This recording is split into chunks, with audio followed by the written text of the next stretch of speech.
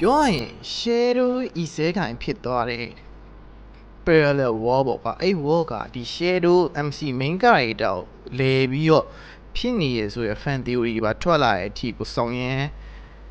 high ဖြစ်နေကြတာပေါ့နော် intent မှာ local မှာကတော့ အဲ့လောက်ထိတော့ high မဖြစ်ဘူးသူချော်လဲရောထိုင်ရှိသမျှအကုန်ဖြစ်လာတယ်သူ pocket လို့သမျှကလည်းအကုန်ဖြစ်လာတယ်ဥပမာ